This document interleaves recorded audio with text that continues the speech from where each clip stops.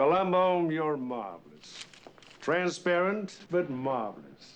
You just happened to run across this report? Well, I'd forgotten all didn't about just it. happen. I did take a couple of shots, but all I had was a pile of dirt over there. I scared me more than I scared the prowler. Well, you know, with all the glass you got here and the prices the way they are, it's a good thing you shot low. Believe me. I confess. Now I have to change and get to work. Confess to what, sir? To having an unregistered weapon somewhere in the house. That's what you're leading up to, isn't it? Oh, no, sir. Oh, no, not at all. Listen, if I arrested everybody with an unregistered weapon in Los Angeles, believe me, I'd have half the population in jail. Then why are you here, Columbo?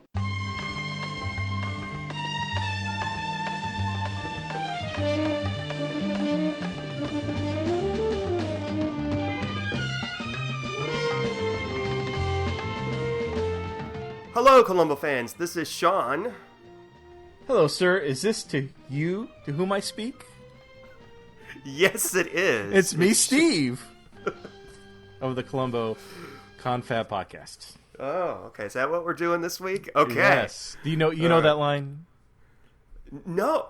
What is that? Is this something from the episode that we watched for today that I don't Gloria, remember? the secretary slash slut. Oh, yeah. She picks up the phone to call Jarvis and says, "Hello, sir. Is this you to whom I speak?" I thought it was just I didn't the most even catch bizarre. I mean, who calls somebody and says, "Okay."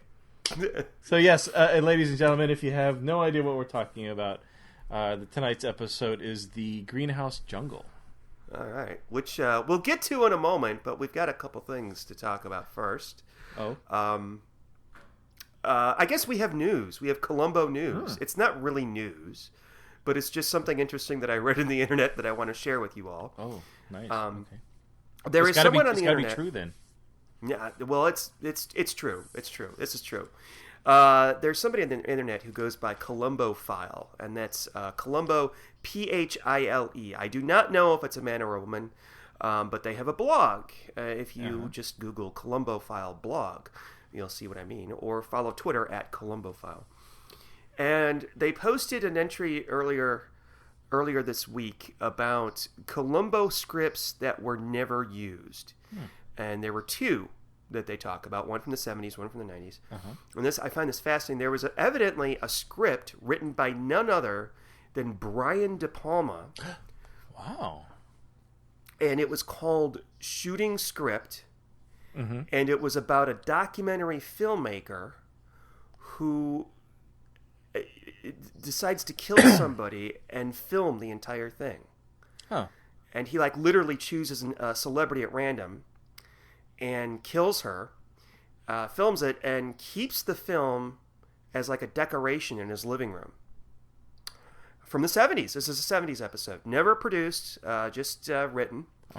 And apparently they were going to do an episode in the 90s, and they were going to call it, the last one, obviously, they were going to call it Columbo's Last Case, but never got around to it for one reason or another. Maybe it was because Peter Falk wasn't, feeling that well.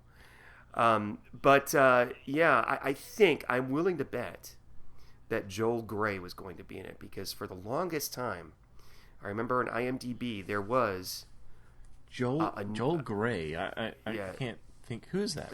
The only thing I can think of that he was in the movie Cabaret. He played the... what do you call it? Not the ringmaster, the cabaret master. I don't know. He's a little old man. Anyway, he was supposed to be... An IMDb had this episode up for the longest time, and it cast Joel Grey and Peter Falk in it. Nobody else. For years it was there, and then eventually it just went away. And then Peter Falk died, and I guess, they were like, well, fuck that, we're not making it now. Unless we get Mark Ruffalo, but, yeah. No, I don't think that's... Whatever. No, I don't think Mark Ruffalo's going to make a Columbo reboot, but, that's fascinating. That would have been good. The first one would have been really good, I think. That would have been neat. It's weird. It seems like such a modern sort of concept, like somebody filming basically a snuff film.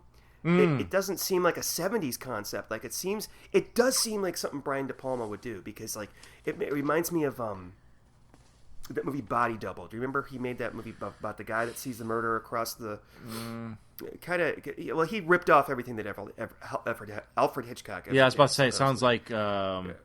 like, what was that Hitchcock movie? Rear Window. With Jimmy Stewart. Yeah. Rear Window, yeah. So, yeah.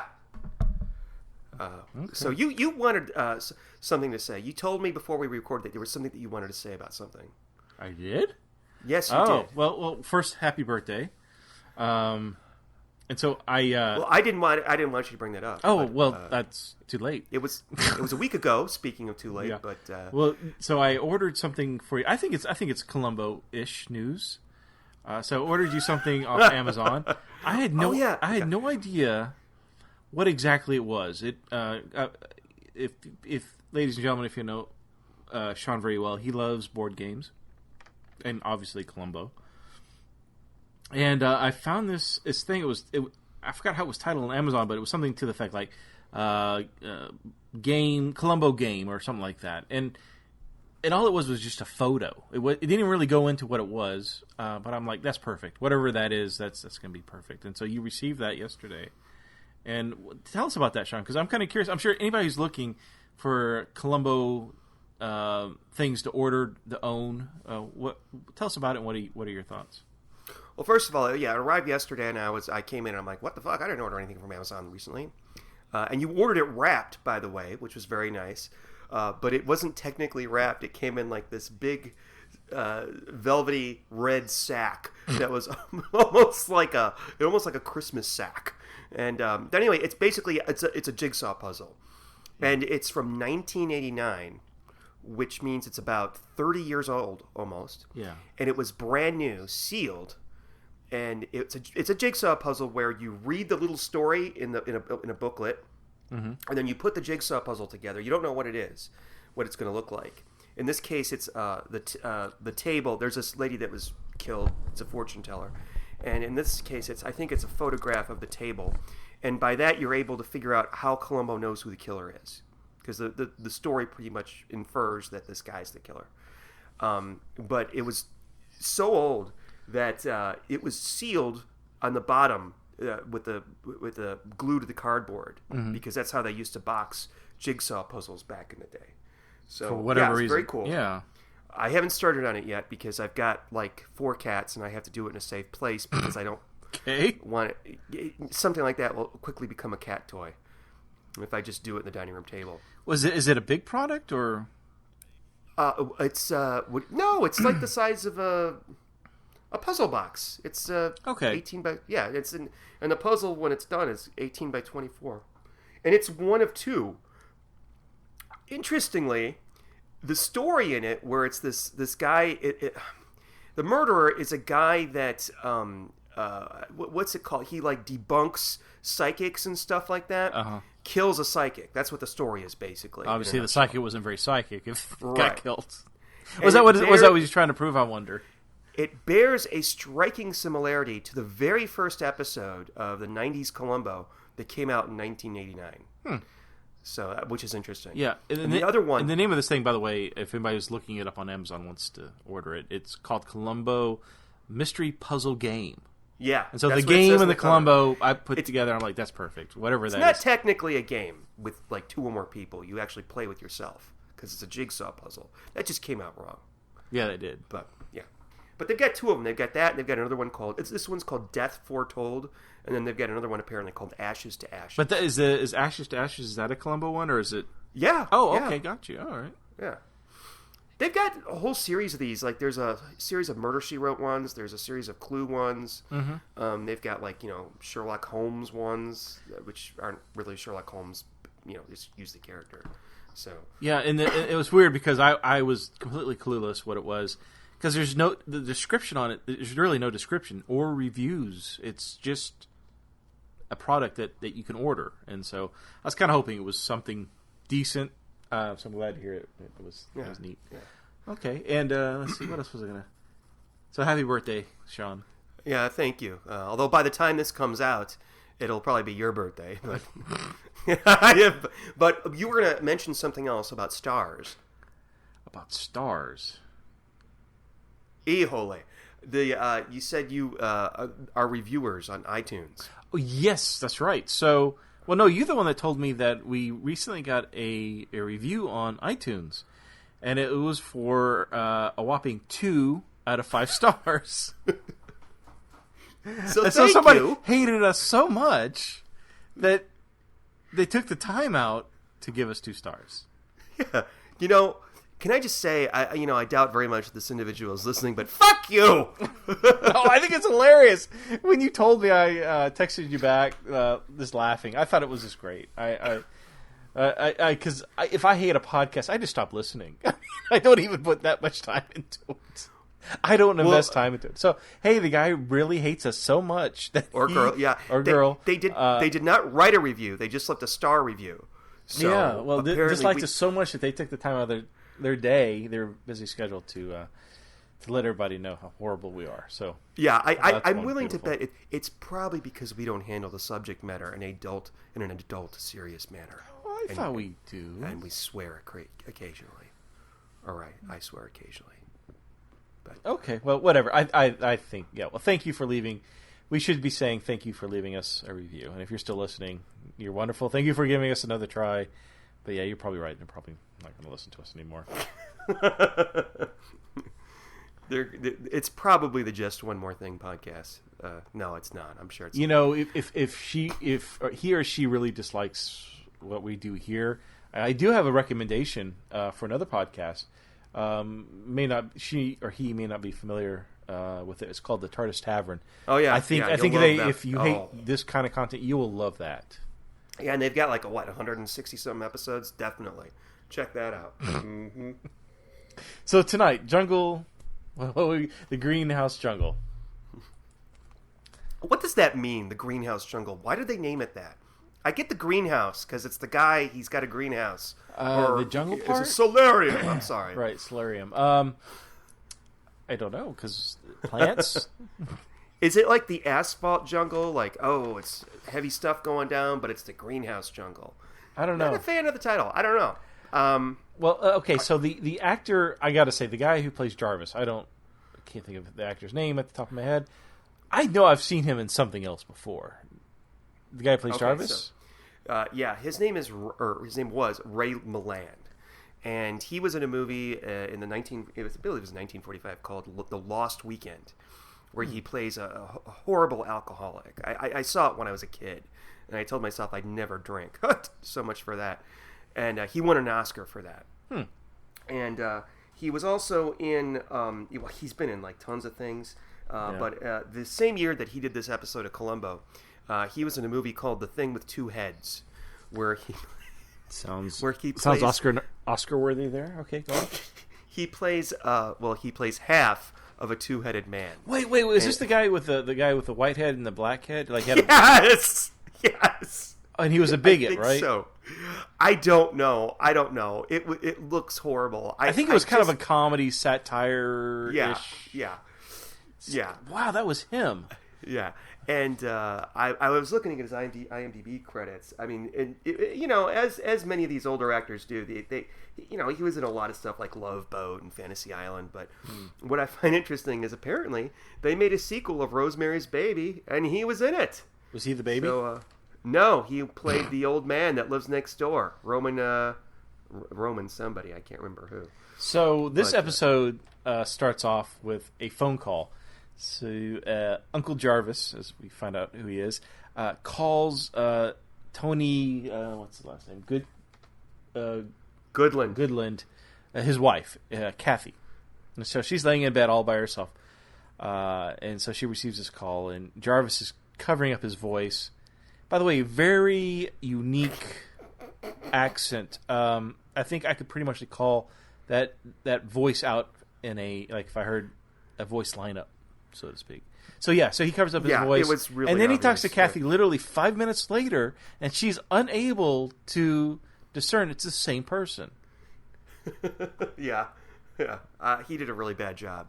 That's what they did in the 70s. They'd put a handkerchief over the mouthpiece of the phone, and then all of a sudden it's like you're the Zodiac killer calling or something. So Frank, this is Bob. Can you? Hi. It doesn't work. No? Try it. No. Try it. It I'm doesn't. trying It doesn't it. work. No. it made it. I don't know about iPhones. I bet you it doesn't work with our smartphones. But I remember doing this as a kid. It doesn't work. It really doesn't work. Who were you can't calling? disguise your voice that way. Why were you calling people with a handkerchief over your? You've never called somebody and tried to disguise your voice? Okay, maybe I was that morbid of a kid. No, I don't think I have. Right. So yeah, the hanky does not work. Yeah, Jarvis just has such a unique. It's a beautiful accent. I don't. What do you call it? Like a New England? I don't know. I don't know what. It's very. It's wonderful to listen to. But yeah, it's so obvious that it was that was the guy who called and threatened the wife. But anyway, so. He's actually not. He's apparently he was born in England, but it is a British accent. I couldn't tell if it was New England. British. It was very wasn't quite English though. Okay, it was kind of just. It wasn't quite English. It's kind of snobby.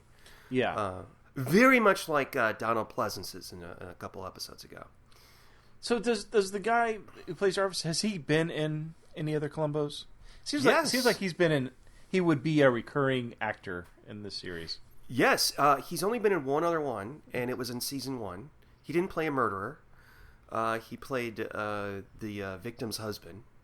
But yeah, this is his second Columbo turn. Fascinating. Yeah. Okay. So you liked him as a murderer? Oh yeah. Oh yeah. Okay. I thought he was great. He was such an ass. Okay. Well, I mean, he was a total over the top ass. I'm going to be an ass to her. He was so mean to her. Oh, to he Kathy. Was so mean. Yeah. Oh man. Yeah. So, and then this is when we're introduced to my favorite character. When the wife Kathy calls Gloria. Gloria, what's her last name? I think it's West. West. Yeah, you're Gloria right. West. Gloria West. I love Gloria. She's a bimbo. I would say 9 out of 10 bimbo approved. It's just. Can we say bimbo? Is that okay? Is that things people say today? Will people understand what I'm meaning? I don't know. It's I don't know if that's an okay word to use. It's kind of like really? Broad or hobo or I don't know. Interesting. Bimbo. Well, bimbo could be she's a real bimbo. I don't know. Yeah. I wouldn't use the word slut, but. Wow. Okay. Well. Yeah. I thought bimbo, slut. That's even worse. Yeah, bimbo's a little bit. But yeah, more even Kathy kind of calls her out. Says, "We all know what your skills at the office are." I mean, what? Poor Kathy. I mean, not poor Kathy. Poor Gloria. That's just. We found out later all she was doing was just kind of helping out Tony, trying to get him past his cheating wife. Which I don't think so. You think she was sleeping with Tony? Oh yeah. Because she tells Columbo later on, "Oh, we weren't sleeping together. He just came over and talked to me." Yeah. And then the very next scene, she goes and talks to Jarvis, and she says to Jarvis, "Oh, I didn't tell him the whole truth about us." Oh, okay. So I think that otherwise, why would he sign a picture of himself and give it to her? Who does that? By the way, I do that all the time. Come on. So Jarvis is the uncle of the person who gets murdered, Tony Goodland. Tony Goodland, poor guy. Yeah. So yeah, Jarvis is Tony's uncle, and I guess they've hatched this scheme to steal money from the trust fund that is set up for Tony because he wants to. I don't think this is ever explained. Tony wants to pay off one of his wife's lovers to leave. Now, is this the same guy who's Ken Nichols? Yeah. Oh, so he's paying Ken off. Yeah. He was going to pay him $50,000 to, skedaddle. That's why Ken was so interested in locating Tony and always offering the help. Ah. Yeah. And that's why Columbo later on tells Gloria about Tony's plan in front of Ken. So she realizes, oh, this guy's not worth anything. This guy's an ass. So. And of course, it's funny to me when this is not the first episode where a wife of the murdered dislikes Columbo. But really, Columbo's on her side the whole time. She even accuses him of not understanding her lifestyle, which, she's a slut. There's that word. Oh, yeah, I'm sorry, bimbo. No, now someone's going to leave a 1-star review. Oh, no. So, but yeah. So we're also introduced to Sergeant Wilson. Oh, I love Sergeant Now, Wilson. I know I've seen him. I've Yes. seen other Columbo other Columbo episodes. I've seen him. He's come up before. He is in 2 episodes. He's in this, of course, and he comes back like 3 seasons later, and now you see him, the one with the magician. That's it. Yeah. Yes. And I don't know where the actor's name is Bob Dishy, which just strikes me as such an unusual name. But I don't know where they were keeping him all this time. But they should have had him on more. Not necessarily every episode, because I would get tired of it, but yeah, they should really have had him on more. And because there was lots of cute little one-liners between him and Columbo.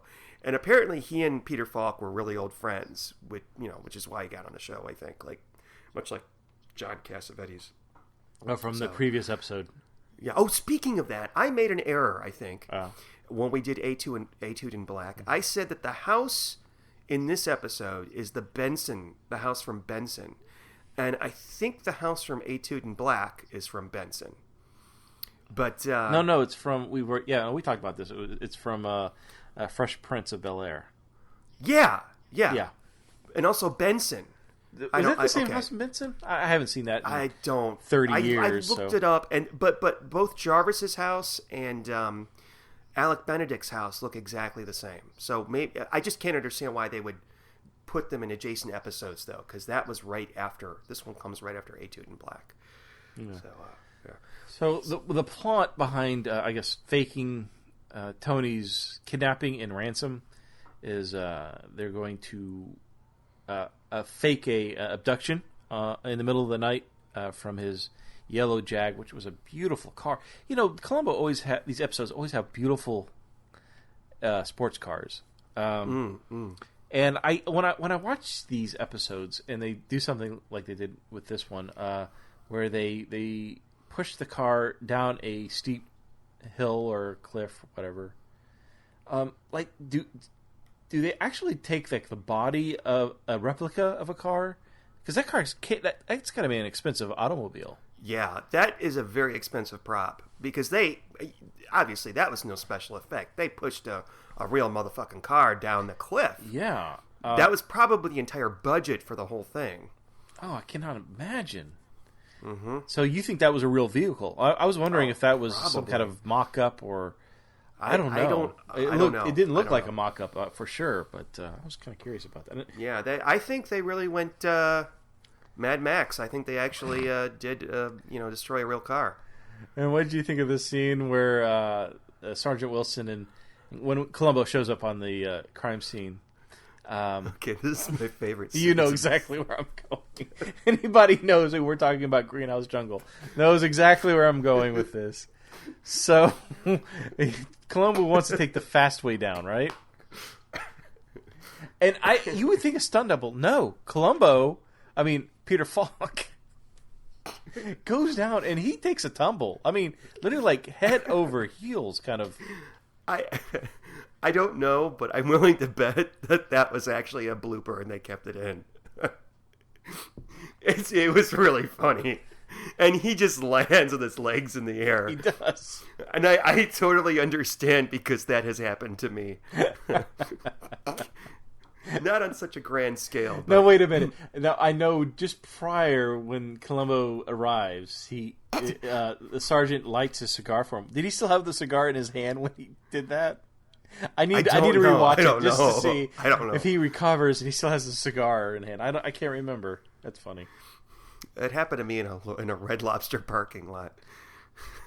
But it was there's no steep cliff at the Red Lobster parking lot. No, it was only like 3 feet. It was only like 3 feet, and I was in my dress clothes, and I was going down this little hill, and I fell down on my ass in the Red Lobster parking lot.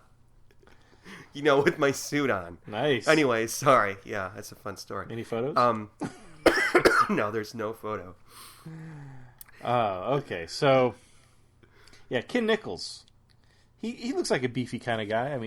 Yeah. The hair. So I learned this from the other Columbo podcast, but there's another Columbo podcast. Yeah, believe it or not, yeah. the actor that plays him, the guy's still alive. He's like 84 years old. He was like Mr. Universe. He graduated from UCLA. I believe it. He fought a bomber. He flew a bomber jet. All these things like this. He fought a grizzly. Yeah. Yeah. Oh, literally. I think maybe that too. It's this huge laundry list of things that he's done in his lifetime. But what a typical like he was like a 1970s Fabio almost. Yes, definitely. I can see that. Like typical like tennis instructor boyfriend. Kind of gross. Did you find the ransom amount 300,000? I mean, they talk in the episode. They talk about, that's a lot of money. That's a drop in the bucket. I can't, Jarvis, I can't help you with that. Well, I actually there is a currency converter. I knew you were going to do this. So how much is that by today's standards? $1.75 million. Wow. Okay, so I also looked up how much $11,000 would be. Because remember in Etude in Black, he says that he makes $11,000 a year? Yeah. I think it's $11,000. That's right. $64,000 a year. That's it? So, yeah. And also interesting is that when Freddie Wilson shows up, he goes, "Oh, Sergeant Ritchie, said he highly recommended you. He respects you very much, sir." And Columbo's like, "Oh, really? He did? Oh, really?" It's like you've already put away like 20 movie stars for murder. Of course, you're famous in the department. By the time he solves the Billy Connolly murder, he should be. I like the edits in that particular scene where Columbo climbs into the Jag, and he's pulling out the metal the bullet slug. They do a really interesting cut. I thought that was really well done. That scene. Really? Yeah. Really? Yeah. Okay. Well, No? okay. That's nice that you got something out. I got nothing out of that except for the scene where he falls down. It did nothing for me at all. This episode, actually, I read that they wanted to do something different, so they shook it up a little bit and made the formula a little bit different. So we don't get to see a murder in the beginning; we get to see something else. Well, and there's a quote at the I want to say about halfway through, maybe not quite, and I thought it was a really good point. It's the Sergeant Wilson's asking Columbo. He says. The boys, when he's referring to the other officers, because they're going to tail Jarvis as he makes his ransom delivery, he says, the boys are wondering why someone from Homicide is working on a kidnapping case. Mm-hmm. And Columbo just kind of gives them that look and nods and kind of smiles, and that's it. Mm-hmm. No real answer. Which is a really good point. Columbo really should not have been on this case at the beginning. I think...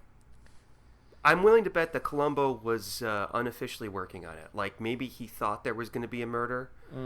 Because he knows there's something hinky from the very beginning. Yeah. And he suspects Jarvis is in on it. Oh, yeah, right away. Yeah. Do you know when? I felt like when he asked Jarvis about how much the violets were worth. And there was $1,200 a bulb or something, whatever, a plant. Because I think right off, that would be the reason why behind the kidnapping would be he's got a very expensive hobby, Oh yeah, that's what he wants to use the money for. Yeah, but they're orchids, by the way. Not orchids. Sorry, but, I think he give me 2 stars. I'm sorry. I just there's a guy like in his solarium. Well, they don't know the difference between violets and orchids. That's me. That's me. But. He knows Jarvis is... something's wrong with Jarvis when... Okay, first of all, they have the meeting at Kathy's house. And Jarvis says, okay, I'm going to go to the bank, and I'm going to talk to the guy at the bank to see if we can get that $300,000 released. And Columbo leaves, and Jarvis leaves. Jarvis, instead of going to the bank, goes to his flower shop. Okay. And Columbo's there. Like, he walks into the greenhouse, and Columbo's like, he hears like something move, and there's Columbo, like, his head pops up in the back. I would seriously be pissed. I would too, yeah. So what was Columbo doing there? I'm trying to remember. I know the second time he pulls out, he's looking for the bullet from a previous situation. The third. I don't know. I don't remember what he says he's doing there, but he points out to Jarvis that, hey, why aren't you at the bank? Why did you come here? Yeah, I wasn't expecting you back so soon. Yeah. So I think that that's when he suspected that Jarvis was up to no good when he went to the greenhouse instead of the bank. But I don't understand why Columbo would go there in the first place. It's okay. Well, yeah, because Jarvis even says at the beginning, let's be honest with the police. That's who we should be honest with. And he seems... I mean, we know he's obviously the culprit, even though it's not a murder just yet. But we know he's the one that is causing the problem. And yet you kind of side with Jarvis. What he's saying is like if we should be honest with anybody, it should be the police. You know, we should tell them, and we let's give him the letter so they can verify the fingerprints. Let's do this and that.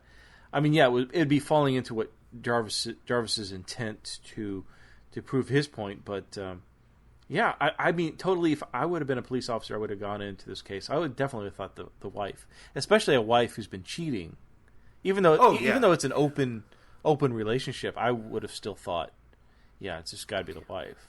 But the fact that she was so open about it, I mean, they come in and he like embraces her, and we get this cut of Columbo just like looking really uncomfortable, like what the fuck.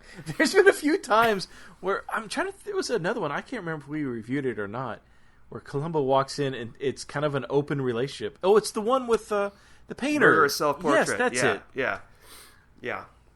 Fascinating. And I love the fact that she literally slams the door in his face. Probably she's the only person in Columbo history that actually literally slams a door in his face. You know, there's a scene where, we're kind of skipping ahead when Kathy, the wife, is going on a sailing trip with her boyfriend Nicholas, and Columbo comes up and he's trying not to harass her. He's just trying to ask her some questions, and that's when he presents the somebody's trying to pay $50,000. Mm-hmm. And she's obviously upset. And he goes, "Okay, I'll leave you alone. I promise you, I will not bother you again. This is the last time I believe you. You know, I'm not gonna bother you anymore." And as he walks off the boat, he turns around. Just one more question. Yeah, that is such a lie. I mean, Columbo is just a notorious liar. And also, if he says that to you, I'm never going to bother you again. This will be the last time. And you're the murderer. This is it. You're going to jail within 5 minutes. Yeah, right. Yeah.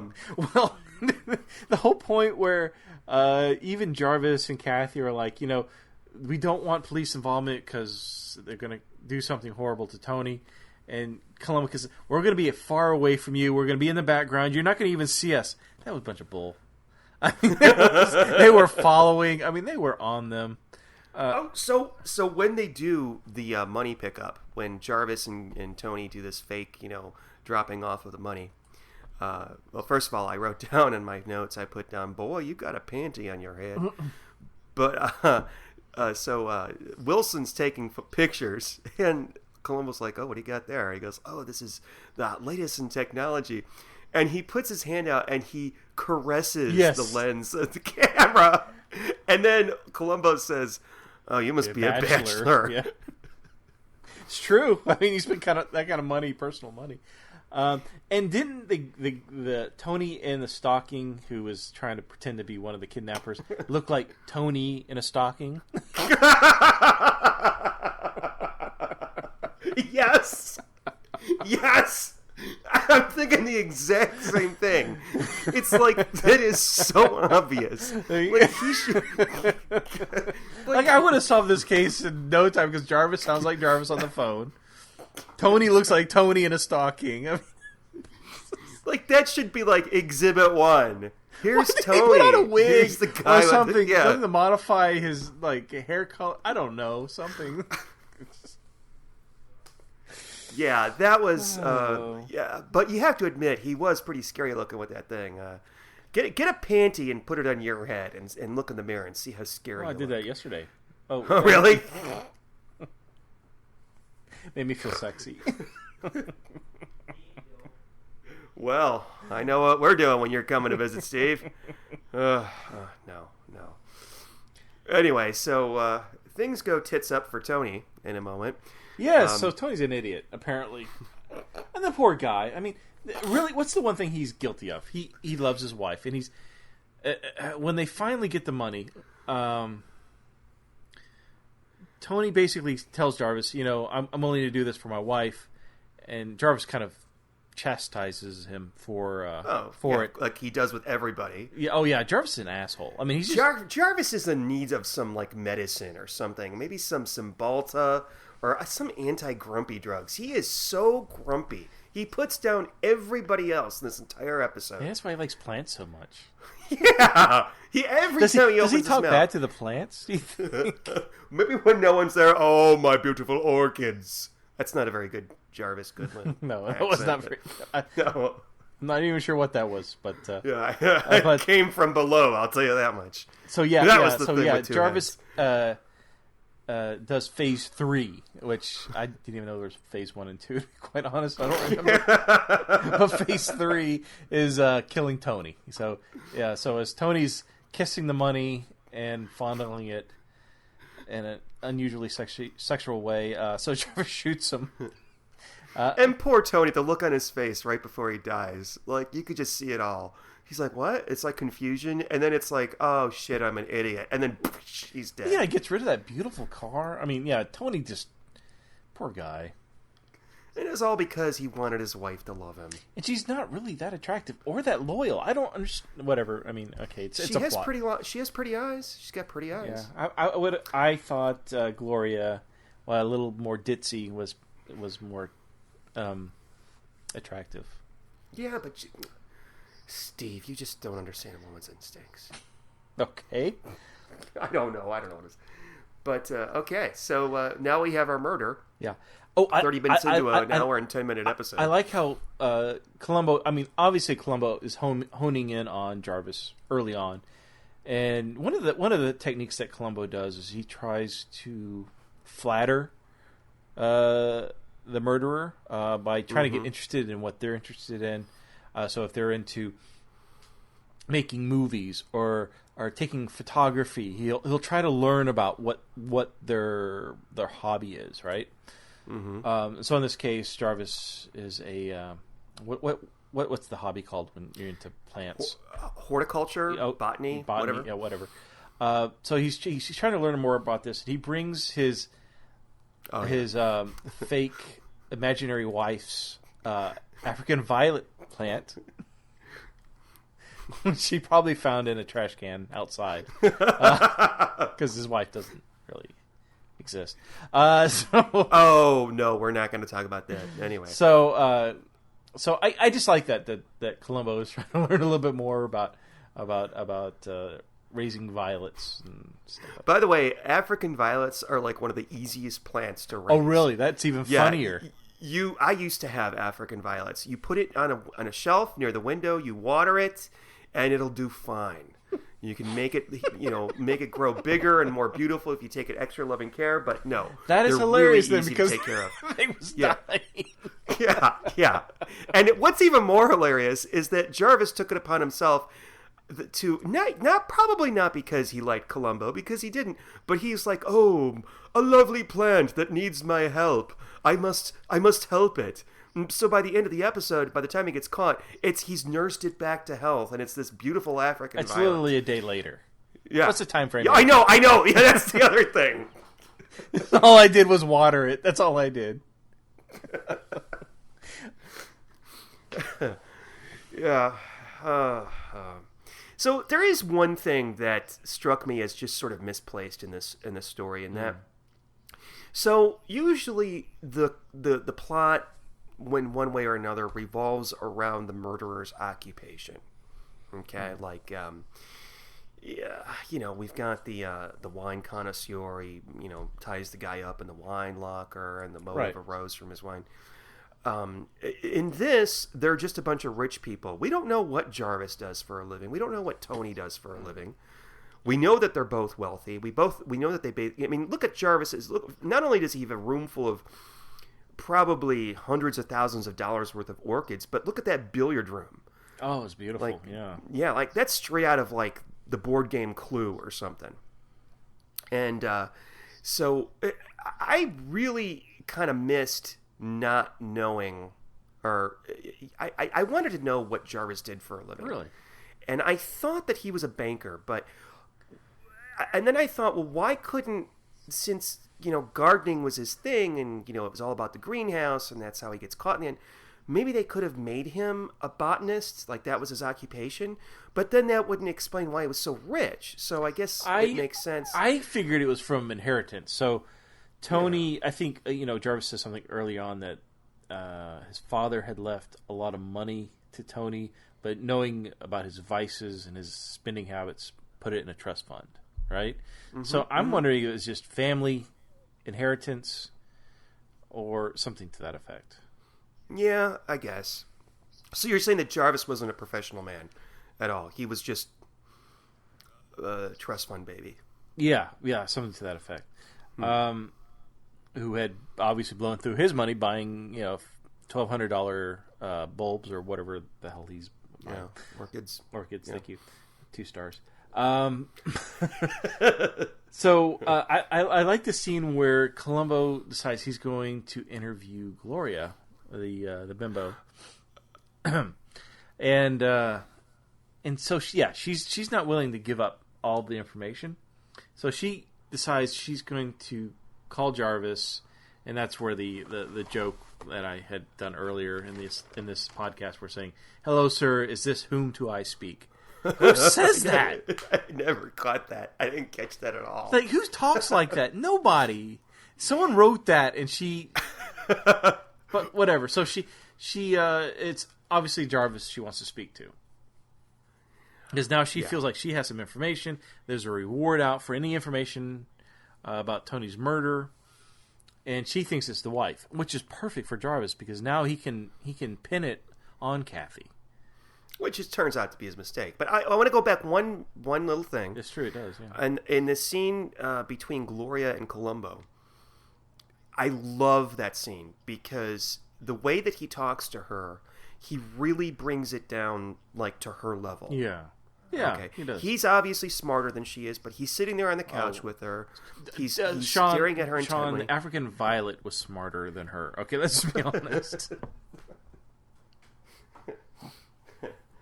Yeah, okay. Yeah, I guess. But it was the way that he treated her. It was very sweet. Yeah. And, yeah. And it's interesting that Jarvis was about to kill her. Yes, that's right. So, okay, so he's thinking, okay, she's visiting him in the middle of the night in this green... Yeah, a lot of scenes take place in this green room, by the way. Uh-huh. So she's visiting him, and he's getting ready to kill her. Of course, you don't really realize that fact until you see him open a drawer as his back is to her. He's opening a drawer in one of the desks that he has in that green room, and you see him reaching for the gun. And when you see him reaching for the gun, he's wearing gloves. Like at least I didn't notice it until that very moment that he was planning on killing her from the very beginning. Until she said that her suspicions were the wife, and so then he put the gun back, and that ended up saving her life. But if he was going to kill her, how is he going to cover that one up? Right? I don't know. I mean, you commit one murder, fine. You commit another murder, you're going to, it's lies upon lies. It just gets harder. I think he was suspecting blackmail. Like she was going to blackmail him because he thought he had been found out somehow. And of course, well, yeah, I know why. That's why. But how was he going to cover it up? I mean, how was he going to make it look like a robbery? What was he going to do? Well, if Columbo has proved anything in real life, is that you never confront a murder with blackmail because they're just going to kill you too. It happens every single time in Columbo. Yeah. If what was the episode where the guy, the co-writer, and then the woman who lives in the cabin, she confronts the murderer and he kills her. Oh yeah. Oh yeah. I mean, every time that someone tries to blackmail the murderer, I mean, they get killed. That's 101, Columbo 101. Yeah, and if you've got a tape, say, of somebody killing someone, don't, and we've talked about this before, but it bears mentioning, people, don't bring it to the person and say, I'm going to get you. This is my only copy. Yeah. I don't have a backup. Nobody knows I'm here. Don't be surprised when you end up And I'm electrocuted drunk. on a movie set. Yeah. Don't do that, people. Just go to the police. Just go Seriously, to the that police. girl, did we review that one yet? No. Murder by the Book? Yes. No. We've only done like 8. She is so stupid. Okay, when we get to that episode, I'm going to... I love her, though, because she's... Whatever, we're not talking about that episode. So Gloria, she lives. Jarvis decides he's going to plant because he has the murder weapon still on him, surprisingly. Usually they try to get rid of it at this point. But so he's going to plant... Oh, we're coming. This is my next favorite scene. Go on. Oh, so yeah, he's going to plant... Okay, so the weird thing is... we know the gun that shot through the window because of the bullet slug is a 32. We know that when they find Tony's body, that the bullet that kills him is a bullet from a 32. We know Jarvis and Kathy both own a 32. I guess Tony was just handing out 32 Magnum guns to everybody he knows. Yeah. So Jarvis comes up with actually a pretty smart idea that he's going to switch the guns. He's going to take her gun and plant the murder weapon on her because it'll, I guess, however they can, the crime lab can determine how a bullet comes out of a gun barrel. That would, Yeah. So I thought that was a really great idea, but it's the one thing that gets him, which is brought up early on in this episode, and I completely overlooked it and didn't pay much attention to it, was when Columbo visits Jarvis. This is what it was. The first time he visits him, because he's looking for the gun, and he says, "Oh, you knew I had a 32." And he goes, "No, there was a previous report where someone broke in, and you shot at them." And so that kind of sets the groundwork for where he gets caught, where he gets tripped up. Mm-hmm. It's a good clue at the end. It's a killer clue. Yeah. But can you're taking this very seriously, and I appreciate that. But can we just talk about the scene where Jarvis actually plants the gun in Kathy's bedroom? Yes. I don't know. What's so funny about it? What was? Okay, so I never noticed this. I've seen this I don't know how many times, playing in the back, whatever. So he goes through. How did he get in her house? First of all, and he has the balls. They live in this huge house, apparently. It looks huge from the outside, anyway. Mm-hmm. He goes to her bedroom with her sleeping in the bed. And she's a very, very restless, tossy sleeper. Yes. Did you notice that? Yeah. I mean, like 3 times they see her sleep. And there's one point where she looks like she's about to get up and start sleepwalking. Like her head comes off the pillow. And she goes... Was it supposed to be suspenseful? Like, oh, he's going to get caught. Yeah. Jarvis is going to get caught. Sure. He's going to get caught. I'm sorry, I just had to laugh at it. Well, I mean, we're getting up there in the years, Sean. I mean, don't you get up like 3 a.m. and your bladder's full and you've got to... No. Oh.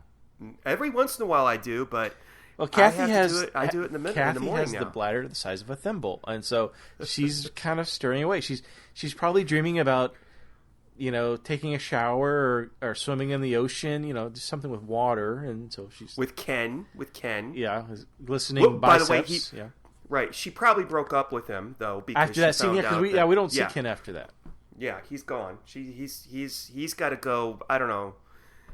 Hit up Alec Benedict's wife now that he's in prison. Probably look for her for money, but yeah. And then there's the scene. There's a wonderful scene where we see Columbo eating out. Yes, chili. If we ever go to LA again, I want to go to one of those restaurants. One of those shacks. What do they call those? They're almost like a food truck, yeah, like but it's not. Yeah, it's you sit outside like at a bar and they serve you food. Yeah, and you see them in a lot of episodes that take place in California. There's I'm kind of side railing here, but there's a show on Netflix called Glow, Gorgeous Ladies of Wrestling. It's about it's about these girls that formed the first female wrestling league. It's part fictional, part true. Yeah, there's an excellent documentary on there about it too. Oh, so have you seen the show on Netflix? I've seen the first couple episodes. It's actually not bad. Yeah, it's really good. Like I never thought it'd be good, but it's quite. So yeah, Columbo's probably trolling around in the background somewhere in that episode, but because it takes place in the 80s. But there's a scene where the main character, I can't think of her name now, they go to a similar kind of food truck that sells chili hot dogs, where you Really? order the hot dogs. And then she got like some milkshakes, and then she sits down at a table just outside. It's out by the street. Like, I want to eat at something like that. It looks like it'd be a lot of fun. I don't know why. But will you get your chili with beans or without beans? Well, that's a good question. Let's see. So, I like chili with beans. How about yourself? I like chili without beans. We live in Texas, Steve. You cannot have chili with beans. You can't.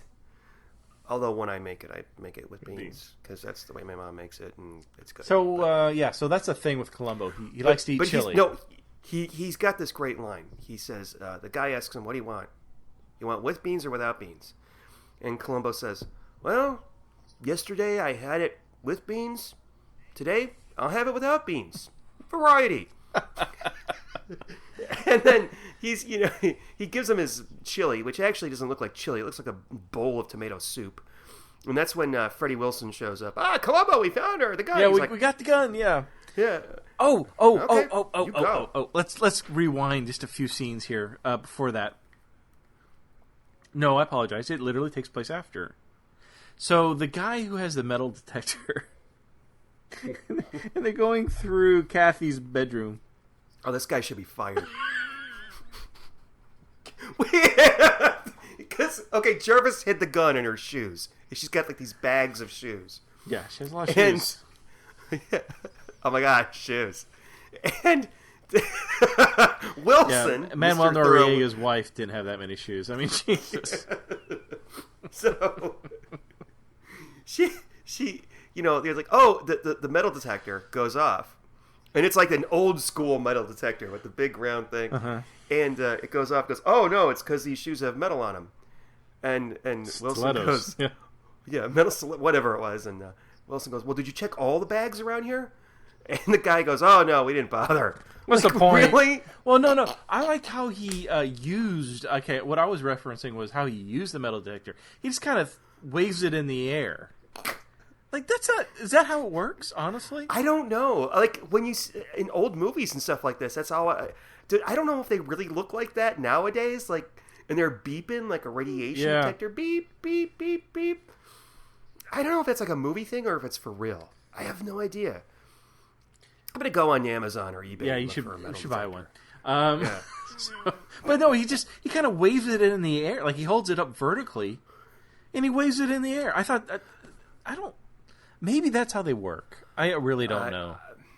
But it looks silly. I just thought that was something that old guys used at the beach to find quarters. Right, Yeah. But, okay, all right. Yeah. Now, this ends in Jarvis's greenhouse. I'm sorry, solarium, as he corrects Columbo at one point, like once or twice. I'm giving you 2 stars for getting that incorrect. Okay, all right, sorry. And, excuse me. And so Columbo, he finds Columbo in the greenhouse again. He still hasn't learned to lock his fucking doors. Not once, but twice. Columbo just swaggers right into the greenhouse. Doesn't this door have... He's got thousands of dollars of precious plants in there. Lock your doors, Jarvis. That's a good point. If it was just a normal greenhouse... yeah, okay, I could kind of see you really don't have a need to lock it up, but if you got $1,200 violets... Yeah, I'm locking it up. No, orchids, not violets. Whatever. 2 stars. Which, by the way, there are really only 2 types of orchids in there. Red and white. And I don't even think those were orchids. Those did not look like orchids to me. They looked like, they looked more like lilies almost. Those were. I don't know if you know what orchids look like, but nothing like that. So that's the clincher. Columbo found the bullet that Jarvis told him that he fired at a burglar like a year ago, and it was in a mound of soil, and that's the gotcha clue because it matches the ballistics of the gun that Jarvis planted in Gloria's bedroom, and it's the murder weapon. So he got him. Gotcha. Yeah. And then everybody forgets about Gloria, and it's just her sitting there, and Columbo's like, "Do you mind if I drive you home?" Sure. Yeah, now she likes Columbo because she was going to jail. I mean, Sergeant Wilson was pretty much going to arrest her and book her, whatever, and take her in. Yeah. And it's interesting because Columbo kind of like, he doesn't want to take on Sergeant Wilson as a understudy. I don't know what else to call it.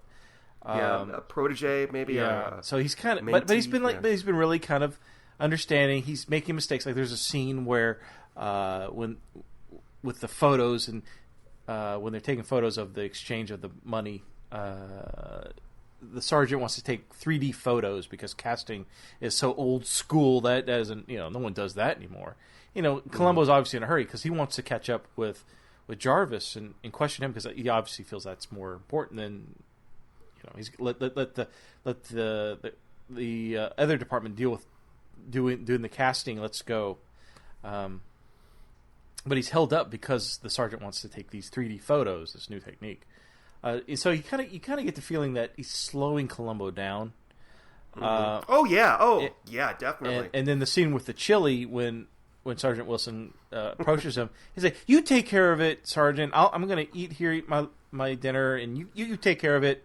It's your responsibility." So he's kind of letting him do it. But in the end, when Columbo makes his case, when everybody's in the greenhouse, solarium, whatever, greenhouse.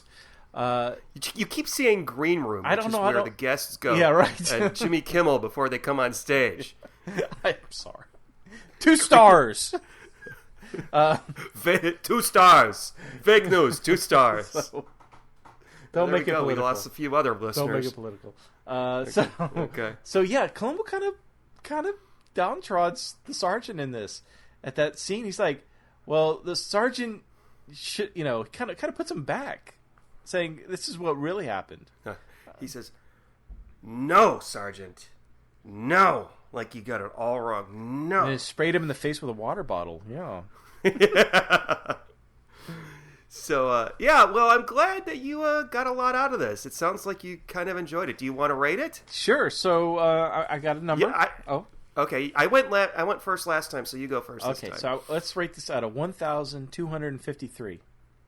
Where do you get that number from? At the very beginning, when Kathy gets a call from the kidnapper, not Jarvis, it was 12:53 in the evening. Wow. So you actually actively look for numbers, anything, right. Yeah. Okay, all right. So I really like this one. I liked the twist where Tony is in on it, but he ends up getting killed. He's so stupid. He just, I like the misdirection with the wife, because honestly, I would have thought, just like Sergeant Wilson, I would have thought it was the wife the whole time, and that would have been my prime suspect. Now, while I'm not I'm not into plants, I don't have a greenhouse or solarium like for example Harrison Chase. I'm not into it. I really enjoy the back and forth between Columbo and Jarvis. So I would have to get this. It's a really good episode. I'm going to give it a solid 1,200. Okay. Well, I'm glad you liked it. Because I don't like it very much at all. What didn't you like? I am going to give it a 629, which is pretty average. Wow. Yeah, I think that this is, I have them in my head. I think I know which ones they are, but this is probably my second least favorite Columbo episode from the 70s. I think that this is so dull. I can't stand Ray Milland. I just think he has the... I thought he was great. I thought he was one of the reasons I enjoyed it so much. He's such a snob. I mean, he plays it. He's such a great villain. I just feel like that he just seems to just. He's got the same tone. Like there's no change in him. I think that's part of it. Like he's got whoever he's addressing, whether it's Gloria or Columbo or the wife, whatever. He's just got the same tone. He does nothing but criticize, which I guess is okay, but he doesn't have any depth. And the story itself, I don't know. I didn't like the kidnapping bit, and I didn't like the fact that we get to see this fake kidnapping in progress. It takes up a huge chunk of the episode, in which we could be spent, doing other things. But I understand why it was there. I mean, I think that's whoever wrote this, like a guy named Latimer, Latimer maybe. Story first and then the characters, rather than the characters first. Like, okay, well, I've got this story about two guys that arrange a fake kidnapping, and one guy kills the other. Let's put it on Columbo. Yeah. When I think that really a good Columbo should be, okay, let's have this one be about a magician, and because we haven't had a magician yet, and his motive is so and so, and the way that he does the crime is he does it while it all revolves mostly around the murderer's occupation or whatever. Here we don't have that. It's just a guy to me. Like he's there's nothing there. No, I thought it was great. Like you didn't like the introduction of Sergeant Wilson. I did like that. And Peter Falk was fine in it. There was nothing wrong with Peter Falk's performance. He sure can fall down a cliff, I'll tell you that much. I really wonder. I wish we could find out if that was a blooper and they just kind of included it, because that would have been even better. But yeah, I thought Ray Milland and Bob Distry, who was Sergeant Wilson. Bob Dishy, yeah. I thought this episode was full of great characters. Oh my God, no, I didn't think so at all. I thought the only two good characters were Columbo and Sergeant Wilson. I thought all the rest of the acting. I thought the wife, whose name I'm forgetting, Catherine. I thought she was dull. I thought that Gloria was dull. I thought the acting was just a little bit slightly off. And there's another thing, and this shouldn't bother me, but it did bother me. This came out immediately after Etude in Black. Okay, right. This is the second episode of the second season. Yeah. Look how well Etude in Black looks compared to this. Etude in Black looks almost like an actual movie. This looks it looks like there's not much of a budget here.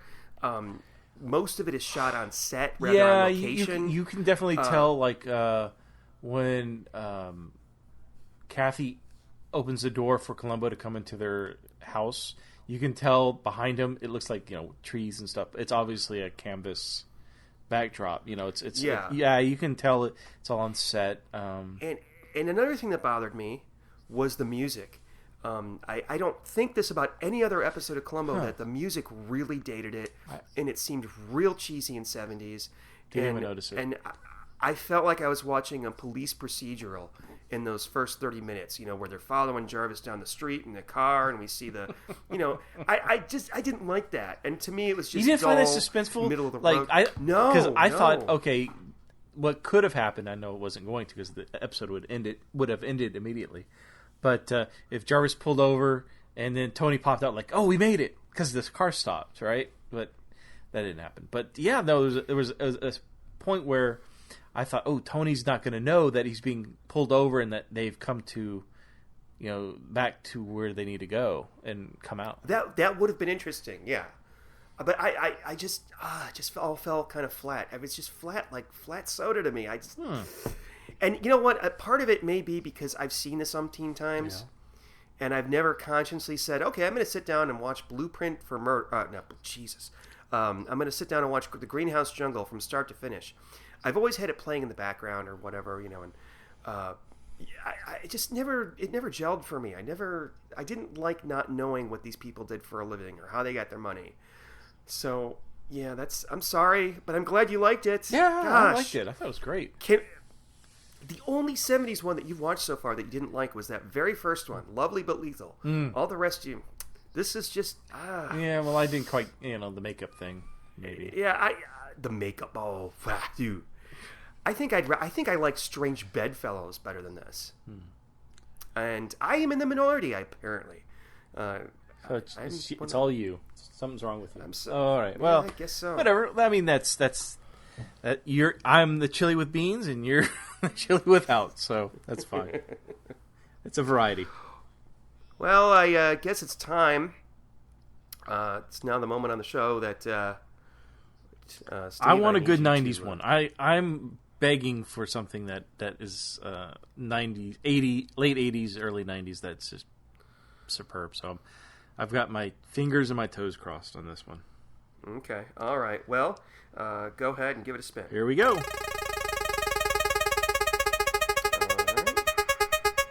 feel like Drew Carey's going to come on any second. All right. We are going to watch Caution, Murder Can Be Hazardous to Your Health, starring George Hamilton as the murderer. Ooh, hey, I'm liking this already. So that's Caution. What's the name again? Caution, Murder Can Be Hazardous to Your Health. All right. Like cigarettes. I'm writing that down. So, yeah, it may have something to do with cigarettes there. But with George Hamilton, yeah, probably. Yeah, it's George probably Hamilton. tanning. I'm sure he's. So I'm looking forward to that. I'm not going to say what I think about that one yet, but okay. Yeah. Is George Hamilton been the villain before? Seems like he would be. He was a murderer in a 70s episode, and then he was returned in the 90s. All right. Well, I'm looking forward to it. And in both stories, spoiler, smoking had to do a bit with the plot and the clues. Oh, you ruined it. By the way, Steve, I love clues. I love clues. All right. Well, ladies and gentlemen listening, please feel free to give us a review on iTunes, because now we have a deficit of 2 stars to make up for. So if you enjoy the podcast, please feel free to leave us a review. Give us something more than 2 stars.